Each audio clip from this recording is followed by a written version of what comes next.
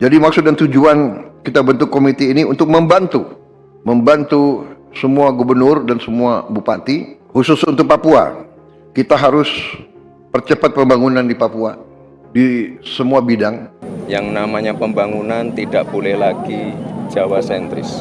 Tugas saya sebagai pembantu presiden untuk mengawal visi misi program presiden agar bisa berjalan dengan baik, terutama untuk Papua. Papua, sebuah wilayah di ujung timur Indonesia yang selama ini identik dengan hutan lebat, pegunungan terjal, dan konflik berkepanjangan, kini tiba-tiba menjadi pusat perhatian dunia. Bukan karena isu keamanan, bukan pula karena persoalan sosial seperti yang sering muncul di masa lalu. Ada sesuatu yang jauh lebih besar yang sedang terjadi. Sesuatu yang membuat negara-negara kuat mulai gelisah, penasaran, dan tidak bisa lagi memandang Papua sebagai wilayah terpencil. Indonesia, dalam diam, sedang mengerjakan sebuah rencana besar yang berpotensi mengubah peta geopolitik Asia Pasifik. Seiring waktu berjalan, tanda-tanda kehadiran proyek raksasa itu mulai terlihat. Pemerintah Indonesia membangun infrastruktur strategis dalam skala yang belum pernah dilakukan sebelumnya di Papua.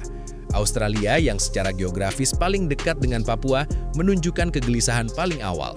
Mereka mulai melakukan pendekatan diplomatik melalui jalur belakang, berusaha mengorek informasi dari berbagai saluran. Pemerintah Australia khawatir bahwa jika Indonesia benar-benar sedang membangun pusat kekuatan baru di timur, maka peran dan pengaruh mereka di kawasan Pasifik akan tergeser secara signifikan. Wilayah yang selama ini mereka anggap sebagai halaman belakang mereka sendiri, kini berpotensi berubah menjadi medan baru kekuatan Indonesia. Sementara itu, Jepang memilih pendekatan yang berbeda. Mereka tidak menunjukkan kekhawatiran secara terang-terangan. Sebaliknya, Jepang datang membawa tawaran kerjasama ekonomi, bantuan teknologi, dan investasi besar-besaran. Namun, banyak pihak menilai tawaran itu bukan semata-mata soal bisnis, melainkan langkah diplomatik halus untuk memastikan mereka tidak tertinggal dalam persaingan geopolitik yang sedang berlangsung. Jepang memahami bahwa Papua memiliki potensi menjadi simpul logistik penting di kawasan Pasifik, dan Indonesia kini memegang kendali penuh atas masa depan wilayah tersebut. Karena itu, mereka mencoba masuk melalui jalur yang lebih elegan sambil berharap dapat mengambil posisi strategis dalam proyek besar yang sedang disiapkan Jakarta. Pemerintah juga dikabarkan mengembangkan pusat energi baru terbarukan untuk memenuhi kebutuhan industri besar yang sedang dipersiapkan. Energi ini bersumber dari potensi alam Papua yang melimpah, seperti tenaga air, angin, dan panas bumi. Papua yang selama ini dikenal sebagai wilayah dengan sumber daya alam besar tetapi minim pemanfaatan modern, kini diarahkan menjadi pusat energi bersih nasional.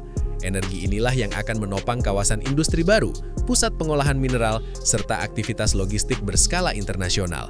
Selain pelabuhan dan energi, sebuah jalur kereta logistik berskala besar juga sedang dirancang. Jalur ini akan menghubungkan titik-titik tambang, pusat industri, dan pelabuhan utama. Dengan jalur ini, pengiriman komoditas unggulan Papua seperti nikel, tembaga, emas, dan produk perkebunan menuju pasar global akan menjadi jauh lebih cepat dan efisien. Dengan kata lain, Papua sedang diarahkan menjadi pintu ekspor utama Indonesia ke kawasan Pasifik Selatan, sebuah transformasi besar yang sebelumnya tidak pernah dibayangkan banyak orang. Namun yang paling menarik perhatian dunia bukan sekedar pembangunan fisik ini. Yang membuat negara-negara besar semakin curiga adalah langkah Indonesia memperketat akses masuk ke Papua. Lembaga asing yang sebelumnya bisa relatif bebas melakukan penelitian atau misi sosial, kini harus melalui perizinan yang jauh lebih ketat. Bahkan beberapa organisasi internasional secara terang-terangan ditolak masuk. Langkah ini menimbulkan tanda tanya besar di kalangan internasional. Mengapa Indonesia begitu protektif kali ini? Apa yang sebenarnya ingin dijaga dari pandangan asing? Banyak analis menduga bahwa Indonesia belajar dari pengalaman masa lalu, di mana proyek-proyek besar sering bocor sebelum selesai dan dimanfaatkan pihak asing untuk kepentingan mereka sendiri. Karena itu, kali ini Indonesia memilih bekerja dalam diam, meminimalkan sorotan, dan menjaga semua informasi tetap berada di tangan sendiri. Strategi ini mencerminkan sikap baru pemerintah yang lebih percaya diri, lebih berhati-hati, dan lebih siap memainkan peran strategis dalam percaturan global. Di tengah minimnya informasi resmi, seorang pejabat tinggi pemerintah hanya memberikan pernyataan singkat bahwa Papua sedang bersiap menjadi kejutan besar dalam 5 tahun ke depan.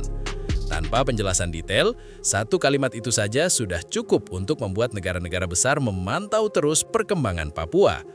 Australia khawatir, Jepang waspada, dan Amerika Serikat diam-diam mengirim diplomat untuk mengamati situasi. Semua pihak mencoba memetakan apa yang sedang disiapkan Indonesia di ujung timur wilayahnya. Namun, di balik kecemasan dunia internasional, ada satu fakta yang tidak bisa dipungkiri. Proyek ini mulai memberikan dampak nyata bagi masyarakat Papua sendiri. Banyak warga lokal yang sebelumnya kesulitan mencari pekerjaan, kini dilibatkan dalam pelatihan dan program kerja baru. UMKM lokal mulai diberdayakan untuk mendukung rantai pasok pembangunan infrastruktur. Lembaga pendidikan dan fasilitas kesehatan mulai mendapatkan perhatian khusus. Semua ini menciptakan perubahan sosial yang belum pernah terjadi sebelumnya di Papua. Transformasi ini memberi harapan baru bagi masyarakat yang selama puluhan tahun merasa terpinggirkan dari arus utama pembangunan nasional. Di balik pembangunan besar ini, sejumlah BUMN strategis Indonesia terlibat langsung. Perusahaan-perusahaan nasional diberi peran penting dalam pembangunan pelabuhan modern, rel kereta api, sistem logistik digital, serta pusat energi terbarukan. Keterlibatan BUMN ini menunjukkan bahwa pemerintah tidak hanya ingin membangun Papua, tetapi juga ingin membangkitkan kembali kemampuan industri nasional. Proyek ini menjadi ajang pembuktian bahwa Indonesia mampu membangun infrastruktur kelas dunia dengan kekuatan sendiri. Jika semua rencana ini berjalan sukses, Papua akan memiliki pelabuhan kelas dunia yang menjadi pusat transit kapal-kapal internasional, jalur logistik modern yang menghubungkan wilayah industri, serta energi bersih yang siap mendukung pusat ekonomi baru. Papua akan menjadi simpul utama dalam jalur perdagangan Asia Timur, Australia, hingga Amerika Selatan. Posisi strategisnya yang dulu dianggap sebagai beban, kini berubah menjadi aset yang sangat berharga dan diperebutkan. Dan yang lebih penting, Indonesia kini memegang kendali penuh atas masa depan wilayah ini.